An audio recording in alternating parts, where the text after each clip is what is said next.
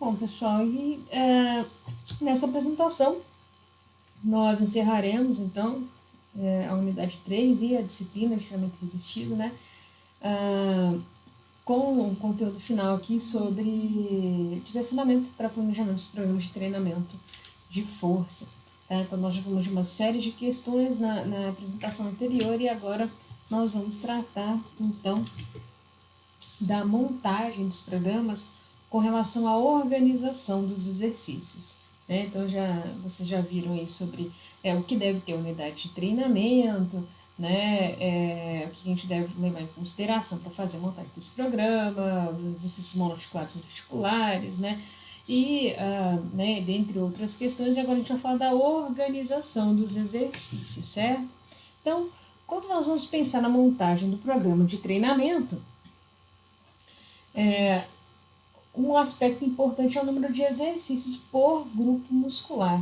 E a recomendação, né, de número de exercícios por grupo muscular vai depender da fase de treinamento, né, do nível de experiência desse indivíduo. Para indivíduos iniciantes, um exercício por grupo muscular é suficiente. Um exercício por grupo muscular.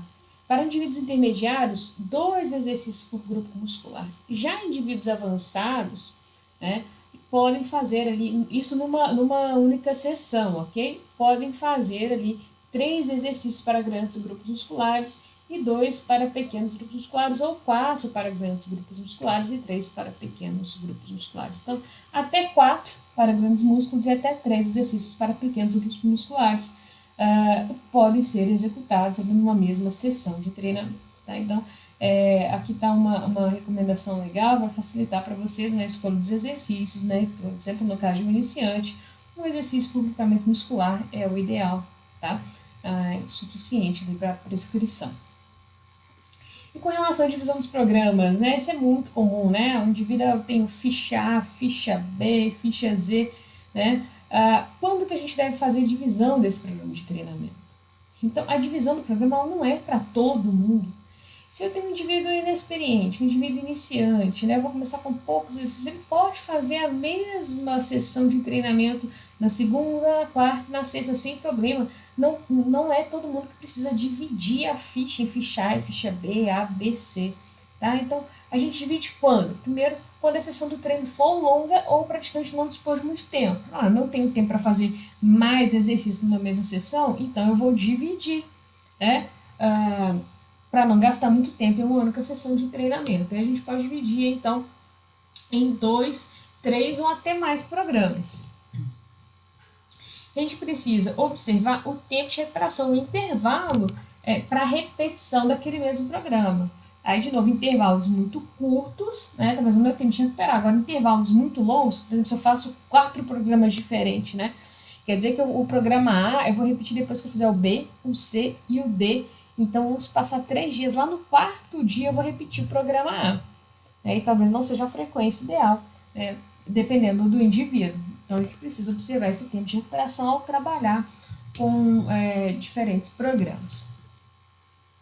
Alguns exemplos aqui, né? Então, quando a gente divide em A e B, por exemplo, A vai ser membros superiores e tronco e B, membros inferiores, por exemplo, né? Então, ou o inverso, né? A, membros superiores e B, membros inferiores e tronco. Aí eu vou ter, por exemplo, na segunda, na quarta, na sexta, ficha A, na terça, na quinta e no sábado a ficha B, né? Ou eu posso dividir em mais, né, programas A, B, C, né? Então na segunda A, na terça B, na quarta C, e depois eu repito quinta, sexta, sábado A, B e C, respectivamente. E a gente pode chegar a programas que, inclusive, cada dia da semana é um programa diferente, né? Então eu vou ter até o F, por exemplo, e no domingo eu vou descansar. Então vou ter ali, né, uma ficha A, uma B, uma C, uma D, uma E e uma F. Quando for na segunda-feira eu repito de novo, né, começando do A. Então essas são algumas possibilidades ali de organização para divisão dos programas de treinamento. Agora, quando eu faço essa divisão, né, e vou pensar na organização, por exemplo, da ficha A e da ficha B, como que eu devo fazer essa divisão? Que exercício eu escolho para A e quais exercícios eu escolho para B? Então, isso aí vai depender aqui dessas formas básicas de montagem dos programas. E aqui tem algumas possibilidades, né, de forma de montagem de programa. Então, trouxe aqui alguns exemplos para vocês Por exemplo, alternada por segmento corporal, ou alternada por articulação, ou associada à articulação subjacente, ou direcionada por grupo muscular. E por fim, a mista, quando eu nem coloquei exemplo, mas é quando eu uso, por exemplo, para um segmento, né, para membros superiores, eu uso alternado por articulação, e para membros inferiores eu uso direcionada por grupo muscular, por exemplo. Né? Então eu tenho para diferentes segmentos corporais uma forma de montagem de programa diferente. Vamos dar para alguns exemplos, né? O que seria um programa com a divisão alternada por segmento corporal, né? Organizado ali, alternado, não a divisão, desculpa, mas um programa alternado por segmento corporal. Como que eu vou organizar os exercícios nesse programa de treinamento? Então, quando é alternado por segmento corporal, quer dizer que eu faço um exercício de um segmento corporal e o exercício consecutivo vai ser de outro segmento corporal. Isso é muito comum para iniciantes, e é sim recomendado para iniciantes. A gente usa bastante em treinos circuitados também, então cada exercício do circuito, na sequência, vai demandar um segmento corporal diferente, que é para permitir a recuperação, por exemplo, do segmento de membro inferior, né, para um outro exercício. Aí na sequência eu faço o tronco, depois eu faço o membro superior, por exemplo, e depois eu volto para um exercício de demanda de membro inferior. Então a lógica é essa, sempre grupos musculares de segmentos corporais diferentes, né? Então essa seria a montagem de programa alternado por segmento corporal. E normalmente nós dividimos segmentos corporais em membros superiores, membros inferiores e coluna, tá?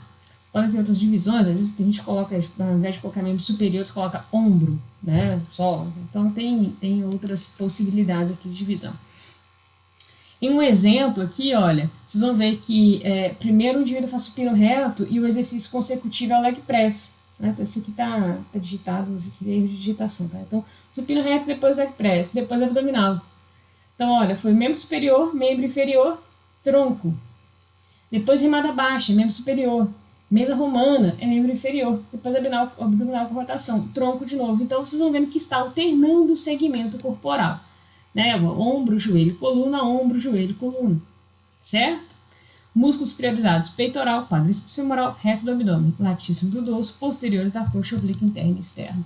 Então, acho que está bem claro aí como que é essa montagem de programa alternado por segmento corporal. Então, no dia, né, a sequência de exercícios seria essa aí, alternada por segmento corporal.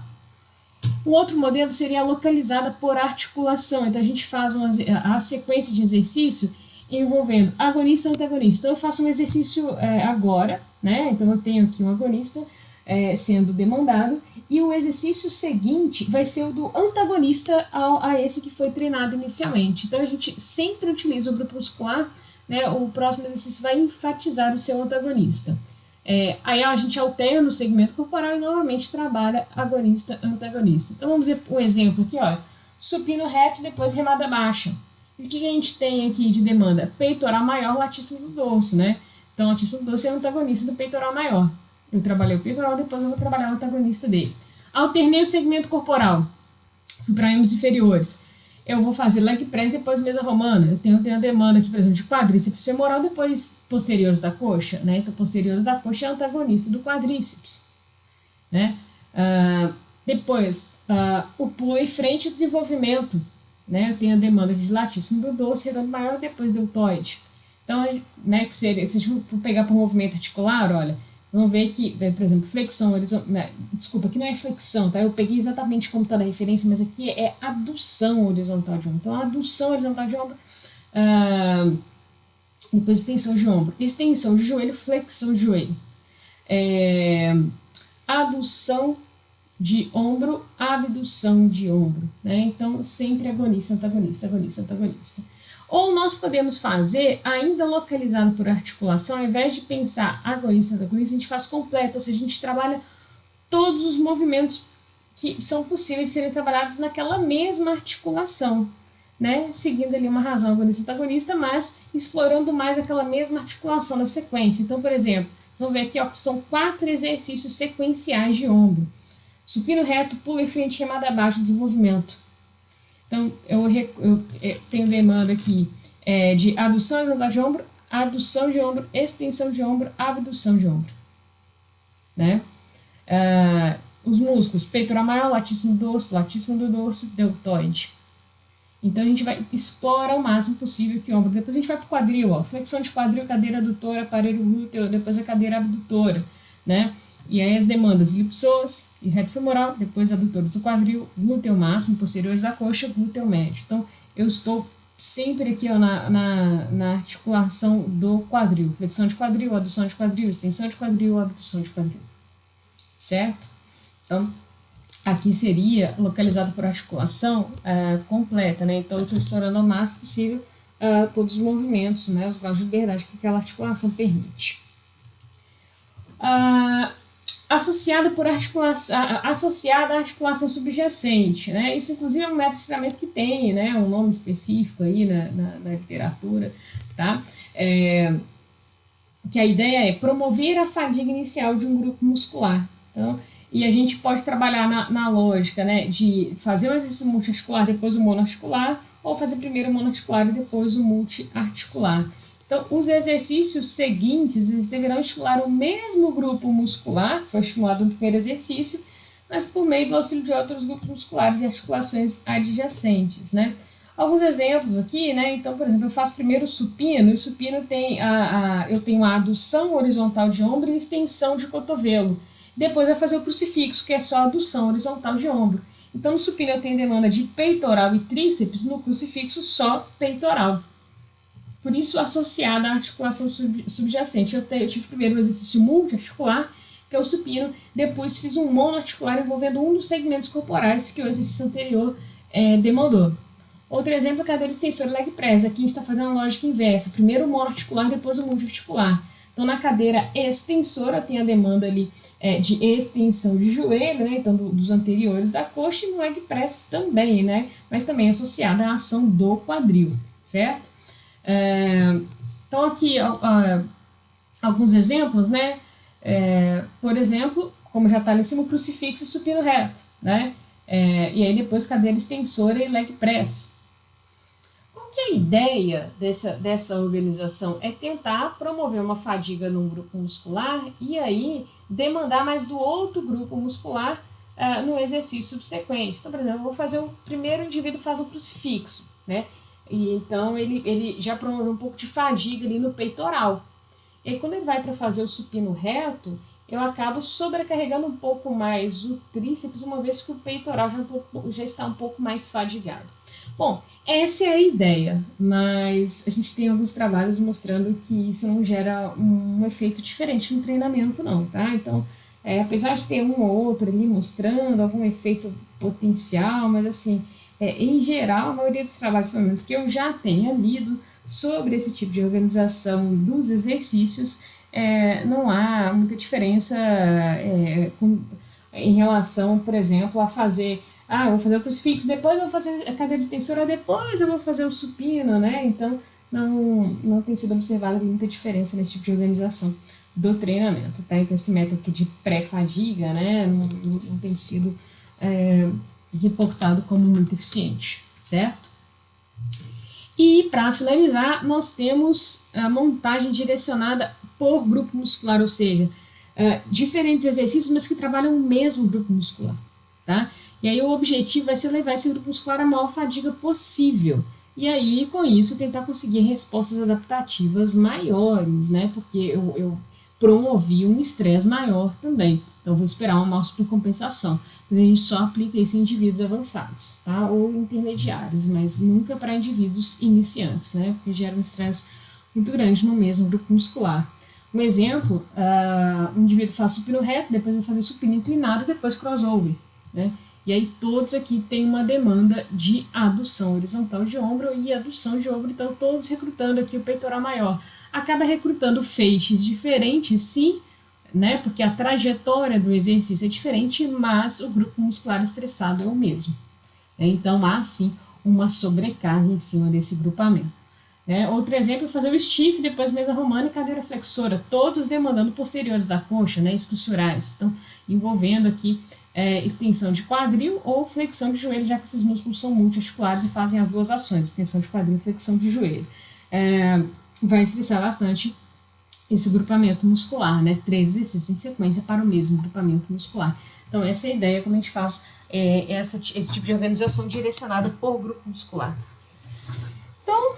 Vocês viram aí que nós já 4 exemplos de organização da sequência. Nós vimos primeiro, né, possibilidade de montagem de fichas de diferentes maneiras. Foram montar ali até 6 programas diferentes, mas precisa justificar, precisa entender o porquê fazer tantos programas diferentes para um único sujeito, né? O normal é que a gente divida ali em 2, tá? 3 no máximo. E agora nós vimos ali a organização dos exercícios dentro de uma mesma sessão, né, em função de qual lógica de estruturação a gente vai organizar a sequência dos exercícios dentro de uma única sessão de treinamento. Então, isso foi o que tinha para a gente tratar. Por fim, nós temos ali uma organização mista, como eu disse, né, quando a gente monta um programa com 2 ou mais modelos desses que já foram descritos, né. É interessante quando a gente tem objetivos diferentes para segmentos corporais diferentes. Então, por exemplo, para os membros inferiores eu quero fazer esse modelo aqui direcionada por grupo muscular, né? Porque eu quero estressar muito mesmo o grupamento muscular ali na sequência, né? Por exemplo, fazer isso para membros inferiores. Já para membros superiores, eu vou fazer aqui, ó, localizado por articulação, sempre fazendo agonista, antagonista, agonista, antagonista. Isso aí vai depender dos objetivos, né? Eu posso ter objetivos diferentes para segmentos corporais diferentes. Então, seria uma montagem mista, seguindo, né, 2 ou mais modelos desses que foram apresentados, tá? E a gente aplica mais isso aí em indivíduos mais avançados, né, que conhecem os vários modelos, que realmente vão ter demandas diferentes para cada segmento corporal, muito diferentes do que a maioria dos nossos alunos ali de personal, alunos da academia. Bom, então, a partir daqui, né, nesse ponto aqui nós encerramos o conteúdo da unidade 3, que foi um conteúdo mais relacionado à prática mesmo, de montagem de programas, de avaliação da força, entendimento dos métodos de treinamento. Espero que a disciplina tenha cumprido seu papel, né? Infelizmente, nessa situação não é o ideal, né? Tenho percebido, como eu disse para vocês, que os vídeos mais longos a turma em geral não tem assistido, então tenho tentado fazer vídeos mais rápidos, mais curtos. Às vezes tem dificuldade em encurtar os vídeos, né? De falar menos, mas espero sim, de fato, que para quem precisou fazer a disciplina nesse semestre, não podia esperar, que ela tenha servido para que vocês aprendam ali alguma coisa relacionada ao treinamento de força. Mas lembrando que isso é só uma pequena quantidade de conhecimento frente a tudo aquilo que vocês precisam estudar para ser um bom profissional e entender bem esses processos de treinamento, tá? Então, espero que continuem avançando e estudando para além da disciplina.